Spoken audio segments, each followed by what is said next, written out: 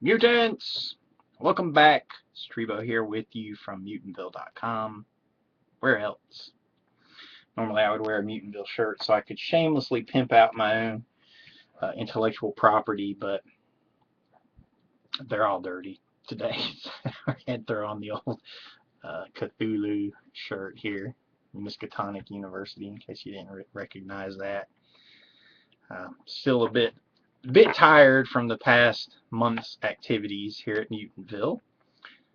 In case you haven't been keeping up, we shot short slasher film Buddy Row over the last few weekends, which was written and directed by Brent Powers, executive produced by Stephen D. Tucker, who's one of our longtime acting troupe members at MVP. I mean, he's essentially been in almost every movie that we've ever made, with the exception of Scarecrow at Midnight, which was by design why he wasn't in that, because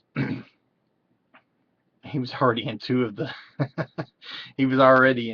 short films on Tales from Mutantville, and I didn't want to have the same actors in every single short. That kind of destroys the believability. So, but anyway, it's been a busy month, so that's why I'm a little bit tired, a little bit worn out. Haven't been to the grindstone as much in terms of keeping up with YouTube content or putting out new episodes of MVP Mutant Radio, though I did do an episode for Friday the 13th where I discussed the underrated horror films of the new millennium, and I gave out 14 recommendations for horror films that I think deserve more recognition than they're getting. The episode seems pretty popular so far. People really seem to dig it, so that's cool. I'm just waiting to pull the trigger on the big summer 2013 sci-fi suspense and superhero blockbuster extravaganza. You have to say it like that every time, where we go back and review all the films from the summer season, from this past summer, and talk about which ones we went to see, which ones we avoided, which ones we loved, and which ones we hated. Right, cats are all around me messing with everything. They have to come in and be near me once I start talking to the camera. And then once they come in, they just start messing with stuff. So it's like, what can you do? What can you do? That's cats for you. But they're my buddies. That was Logan, by the way. Not sure what I'm going to talk about. I think what sparked this particular vlog is just today I discovered that Harlan Ellison has his own YouTube channel. And that in itself is awesome because he's publishing his old Harlan Ellison's Watching intros from the old Sci-Fi Buzz show that aired on the Sci-Fi Channel when it first started up. That was when I was in my first year of college, and I remember just being super pumped for the Sci-Fi Channel because at the time we were just starved for genre content. I mean, you know, in those days, genre content pretty much meant whatever Star Trek show was playing on the regular networks, and then Doctor Who on PBS, and that was it. And I would definitely say with the rise of the Sci-Fi Channel, we've seen more and more genre content come up. Now listen, they're cutting up. You guys hear that? That's not me they're fussing at. Hey, no hissing.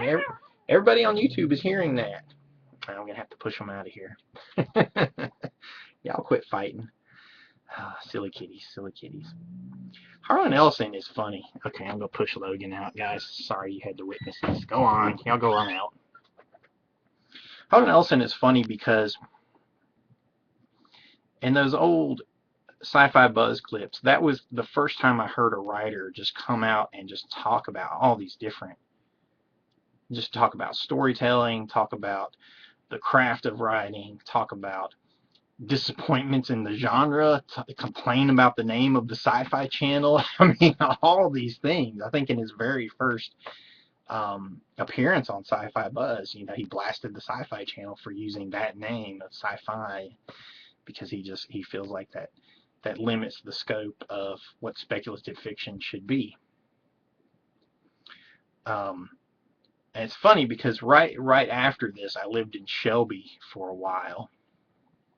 And when I was down there, that's when I was first exposed to Harlan's writing, and read a couple of his short stories. But what really drew me in were these collections of his reviews called Harlan Ellison's Watching and Harlan Ellison's Still Watching. And they're huge books. I actually have Harlan Ellison's Watching. You can see it on the shelf back there. Whoops, right back there. Um, it discusses his reviews, and at the time I read it, and I'm just like, what? The things he says, he's like spitting truth, but at the same time, he's just bashing everything I love. I mean, everything. I think one of his quotes was, uh, Luke Skywalker is a wimp and Darth Vader is runny eggs. He hated Star Wars, um, because it just defies the laws of physics with noise in space and all that kind of stuff. And plus, it's space opera and not science fiction or hard speculative fiction that postulates the possibilities of what would happen to humanity if all these fantastic interactions occurred. It's just essentially a fantasy story. And at the time, I couldn't understand that. And it's funny because I find myself just moving more and more in line with Harlan's thoughts over the years. I had the chance to meet him at the Heroes Convention in 95 or 96, I think it was. It's been a while now. And that was definitely during my period after school where I was just really focusing on learning the craft of storytelling and just trying every way I possibly could to figure out how one is supposed to tell a good story. And I was just trying to learn from as many people as I could. And Harlan was one of the people I got to meet. And I don't remember if I actually even asked him a question. I just went to all of his panels and listened, and I think I was gonna ask him a question, but he like fussed at somebody right in front of me, and I was like, okay, I'm not gonna say anything. But there was an exchange between he and Mark Waid. At the time, Mark Waid was like sitting right in front of me, and Waid, they said something about an article appearing in Wizard magazine, which at the time Wizard was a magazine about the comic book industry. I don't even know if they still publish it or not. It was a magazine about the comic book industry. It spotlighted artists and writers, but it also had this. Sorry, my nose is itching today. But they had this collector's feature where they would try to point comic fans and collectors towards books that they thought would be valuable because there was going to be a high demand on it. And in a lot of ways, Wizard was responsible for the speculators market that caused the glut of the early 90s that almost killed comics in America. And it took them, 10 years to recover from that damage. And there was something said about Wizard, and Mark Waid, and right in front of me, started booing. He's like, boo, boo. And Harlan turned on him right quick, and he's like, you stop that, for every bad thing. He said something to the effect of, for every bad thing they do, they still have a place, they still serve a function to spread the word about the genre works. And that was kind of my takeaway from my encounter with Harlan. And I've always took that to heart. That's why you rarely ever hear me badmouth anybody, really. I mean, the funny thing is I've kind of become notorious for I don't want to say looking down on, but I often find myself having to voice an unpopular opinion every time I see friends or filmmakers or whatnot getting excited about working on what I call fan films or fan remakes. I'm not going to name any names in case any of them are watching. But, the most obvious example, Night of the Living Dead. And, I find myself falling more in line with Harlan's thoughts on that. And it's like, why? You have, as an independent filmmaker, you have no limitations on you except what you impose on yourself. And people will think, oh, well, I have budgetary limitations. And you do. We all do. I mean, we all run up against budgetary limitations, but it doesn't matter what your budget is. You always want more. It does not matter. You always want more of a budget. Doesn't matter what the scope is. If you're working with $100 like we do at MVP or $100 million, you always need more. And that's where creativity comes in. But when you have the limitless possibilities of the imagination to play with, and what you want to put your time in is what's essentially a fan film of someone else's intellectual property. I don't go to people and post on their Facebook pages, or send them emails or whatever and say you shouldn't do this, you should be ashamed. But here are my vlogs. I'll talk about it. I have to talk about something. So I'm trying to get across some of my artistic philosophies. But anytime a storyteller resorts to that, they've effectively failed as an artist. They've failed as an artist. They've turned to whoring themselves out for pennies, because they're not getting paid to do those things. I mean, if you're going to whore yourself, do it for a lot of money. We all have to get paid. We all have to. I'll tell you right now, if somebody laid down, $5 million, I would remake anything you wanted to. Psycho, Night of the Living Dead, Halloween, Star Wars, I don't give a crap. Pay me, because nobody else is going to, so you got to get that money however you can. But if there's not money involved, and it's just something you're trying to do, quote unquote, build your name or what have you, then you've just failed as an artist. That's pretty much how I look at it. And I find myself just falling more and more in line with Harlan's thoughts over the years. Another movie he also bashed was John Carpenter's The Thing, which he said was just something like gross and stupid, and it was pornographic gore, something to that effect. I need to go back and reread that, because it's in the Harlan Ellison's Watching book. I need to reread his review on that. And that's one I still don't get. That's one it's considered classic sci-fi movie, on classic horror film, and even a classic remake. And I suppose that's where the strange duality of man comes into play, in that, yes, we need to create something new, but then sometimes, just sometimes, when things are remade or retold or reimagined, something really spectacular comes out of it. And I'm okay with the need to reinterpret stories for new generations. I'm okay with that. But we as independent storytellers, we don't need to be picking and choosing from these intellectual properties that we don't own, that we're not a part of. And if we really want to homage those, we need to come up with something new. And it's funny, because I talked about this a little bit on the last episode of MVP Mutant Radio, the underrated horror films of the new millennium. At the end of the show, I did a little bit of pontificating like I'm doing now. And I talked about this, and how people don't need to be doing these fan films and whatnot. And then, boom, the very next day, a bunch of my friends announced they were in some new fan film thing. And I was like, my God, I didn't even know this was happening. And I was just talking about it. And it's funny, because the first episode of Mutish's Movie Morgue presents George A. Romero's Night of the Living Dead. And Mutisha has a big monologue at the end where she tells people that are wanting to remake Night of the Living Dead to not do it. And I wrote that in 2011.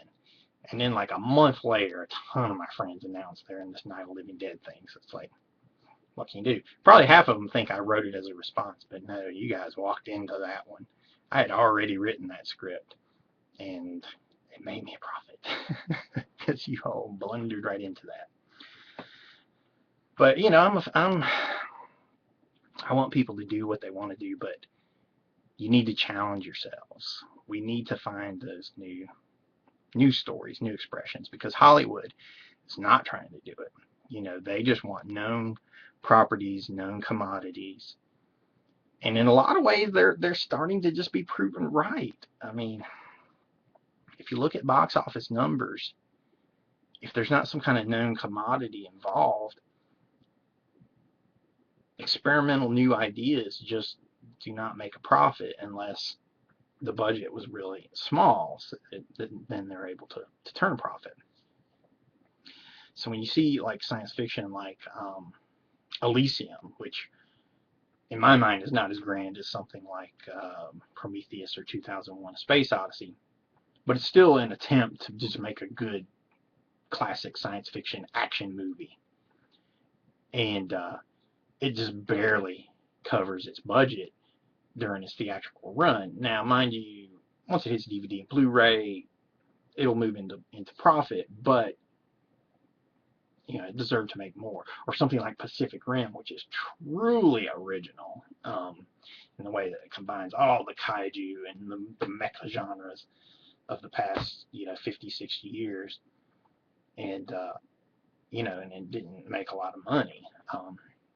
Eventually, the overseas box office helped bring it up to where it covered everything. It made it into the black during its theatrical run. So everything from the Blu-ray and DVD release and streaming rights and what have you, that'll all just push that into profit. So, with any luck, in 5 years, we'll have Pacific Rim 2. But, it's just, for me, I'm always coming back to trying to discover my roots. And Harlan Ellison, it's just funny how he was such an influence on me. And at the time when I first encountered him, I didn't know that he was going to influence me in that way, that my thoughts would become closer and closer and closer to his own, because he was, taking a big steaming crap on everything I love. And what I found is that filmmakers and fans and friends, they don't like that. They don't like to be told why things are not good or interesting, or why they're not valiant endeavors. They don't care for that. So, I don't know. I have to do a lot of tongue biting. I don't comment much on Facebook. I just try to say hello, how are people out there, and get a few dialogues going, but I don't use it as a soapbox like so many people do. We've just entered this bizarre age of immaturity where people cannot communicate face to face anymore, and they have to do everything electronically. They can only communicate via text, via Twitter, via Facebook. They have to go to Facebook to let their frustrations out. No, don't type it up. Don't hit enter. Go figure out what else you need to do in your life so you won't be so mad about that. I made myself get out and get a good workout in today, so I feel good about that. But I'm making up for it by sitting here drinking Diet Pepsi, carbonated soda. In my Wicked Doctor Strange tumbler, by the way, what's up?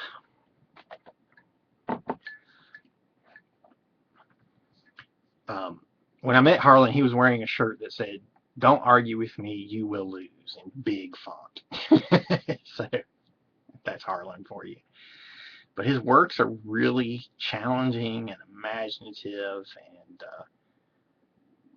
they're just, for lack of a better term, just balls to the wall imaginative.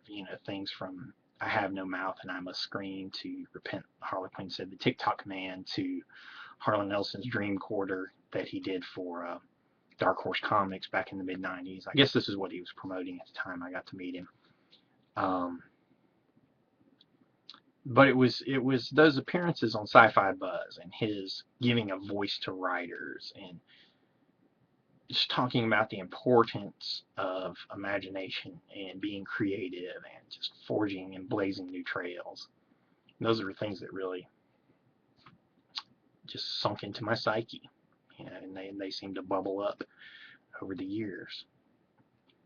I found my way into Harlan today because Steve Niles, posted a link to an article about the decline of fandom as it relates to the recent Dragon convention, DragonCon, in Atlanta, and talking about how fans are,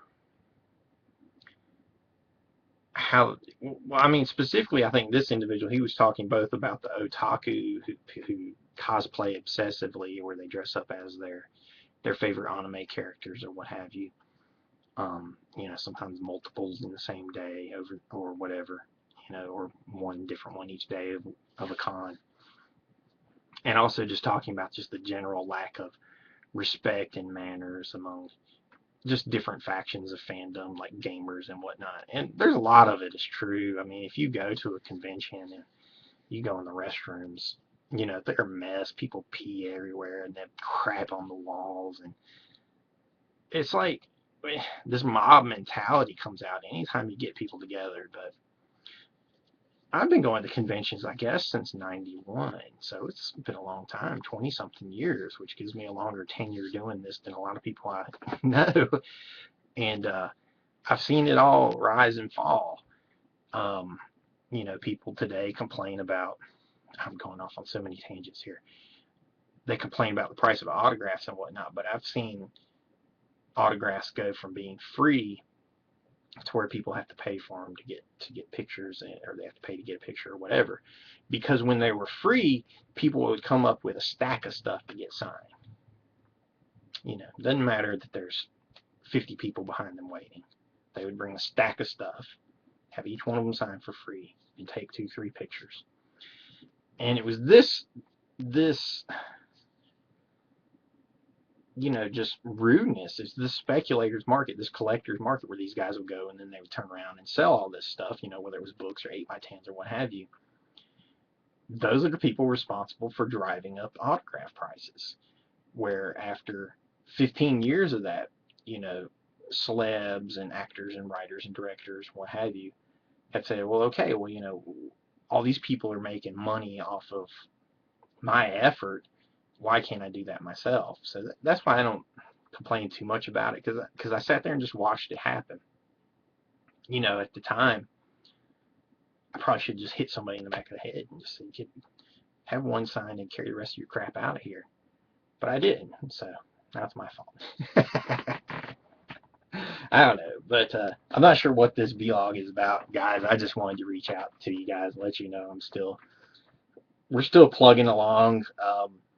I'm trying to put the finishing touches on Mutish's Movie Morgue episode 2 right now, because we want to shoot that in October. We're also talking to Kenny Caperton at the Myers House NC about shooting a music video out there, so we got to see how that's going to turn out. We've got a couple screenings planned throughout the month. I might do a few more guest podcast appearances. I just did a spot on Exploited Cinema where we talked about the Texas Chainsaw Massacre series. That was a lot of fun. And I also did a spot on Vault of Mysterious Information where we talked about wrestling movies. We discussed El Santo and Body Slam, starring Dirk Benedict. So there you go. But I just want to put this message out there, just to implore my fellow friends, fans, filmmakers, that if you're going to be a fan of something, don't be like a dumb otaku.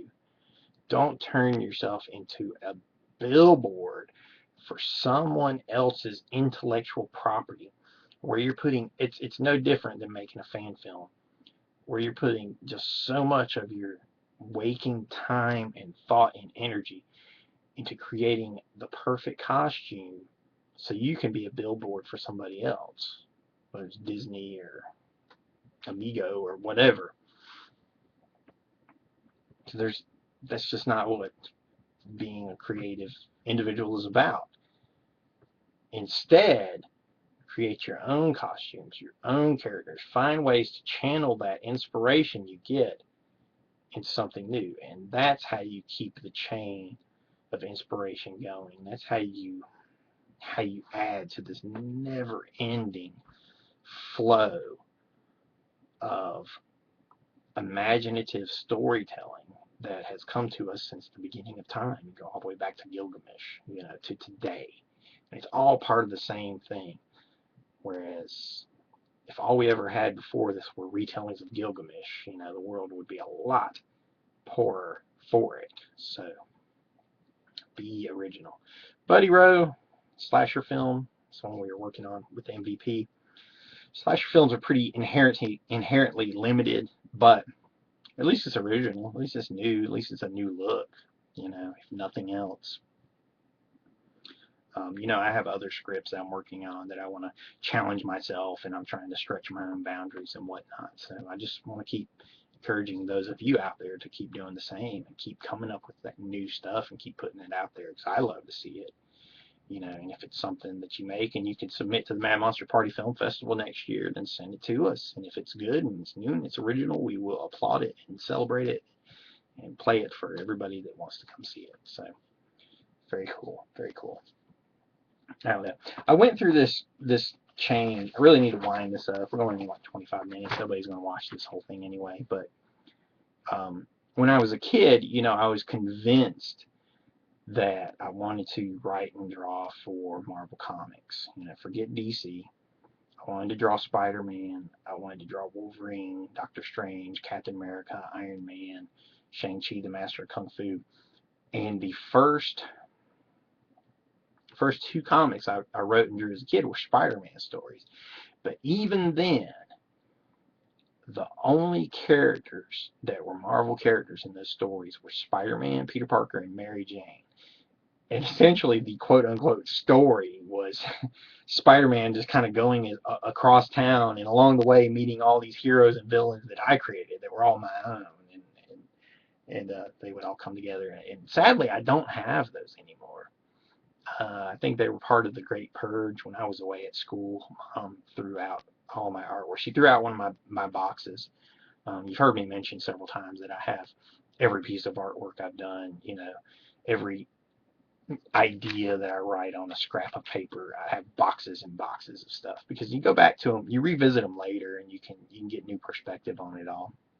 I wish I had those old Spider-Man comics, but those were my fan films, okay, when I was 10, 11, and 12. So that was where I started, and I learned to grow out of it. And even then, like I said, it was Spider-Man with all my characters, my heroes, and my villains. I wish I had it now just so I could see which characters I had put in there, because I just have such a vague recollection of it. I don't remember who any of them were, so I'm curious to see what it was. And my life has just always been one of constantly moving towards creation and just finding ways to take my inspiration and spin it into something new. Even when I was a gamer, I always say that D&D in a lot of ways helped save me. It helped get me out of trouble, because when I got out of middle school and I was in high school, you know, it was a very, very dark time for me, and I got pulled into a lot of the wrong crowds, and I mean, they were fighting and drinking and just all kinds of craziness going on all the time.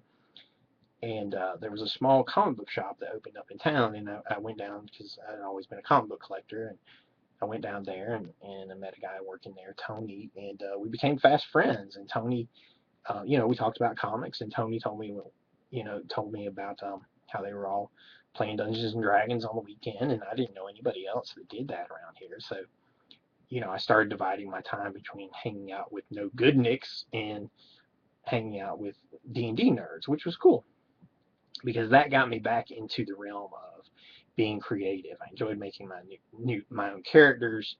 You know, we played stuff like Marvel superheroes, and I mean everything, GURPS and D&D and what have you.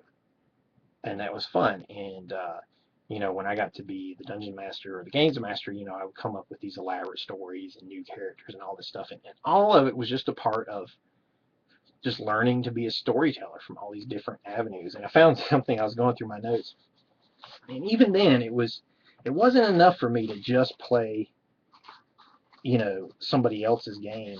You know, me and one of the other guys, we had come up with our own game that at one point was called Battle System or the Game System.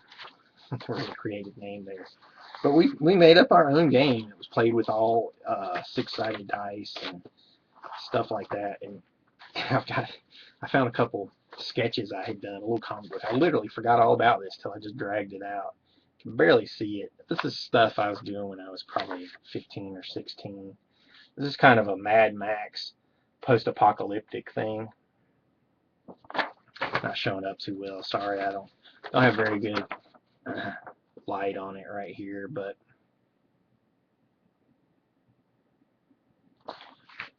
it's just interesting because here I was just trying to make up all, you know, original stuff and new characters and stuff like that. So when I eventually made the transition from comic books to movies, it was just a natural fit, you know.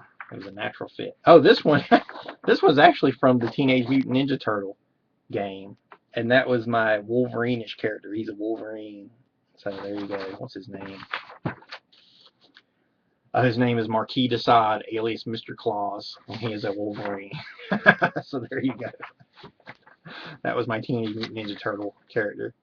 And here's a couple more weird characters from the battle system.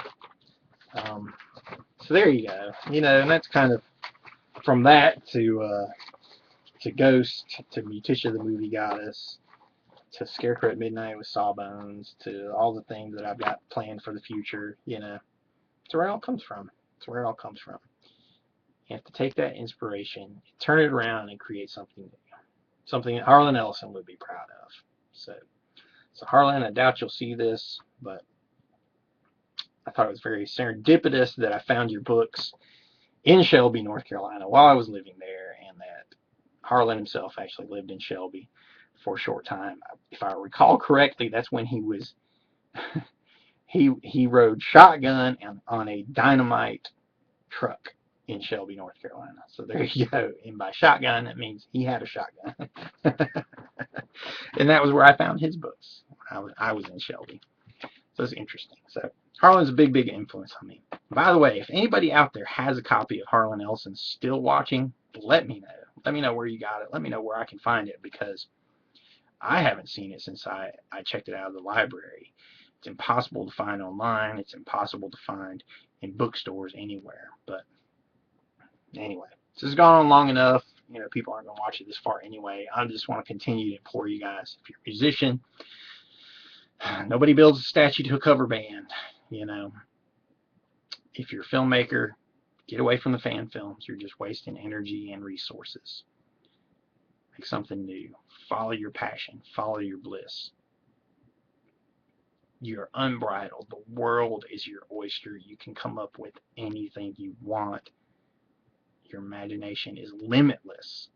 So don't lock it in. Don't keep it in a box. Don't let somebody else's intellectual property box your own work. And if you're an otaku, you know, make something of your own. You know, break away from whatever it is you're wearing on those weekends. Be more than just a living, talking statue or billboard for Disney or what have you. You know, challenge yourself. Challenge yourself. That's what I'm going to do. That's what we do at Mutantville.com. It's what being a Mutantville player is all about. So thanks for listening. I'm looking forward to crazy October coming up. It's going to be fun. Halloween. We've got screenings. We're shooting stuff. We'll do more episodes of MVP Mutant Radio. Find it on iTunes. You can follow me on Twitter at JTMCROBERTS. Follow the Mutantville account at MVPLAYERS. And of course, you can get all of our regular updates at the MVP blog at www.mutantville.com. All right, guys, I've gone on long enough. Thanks for watching. I'll see you next time.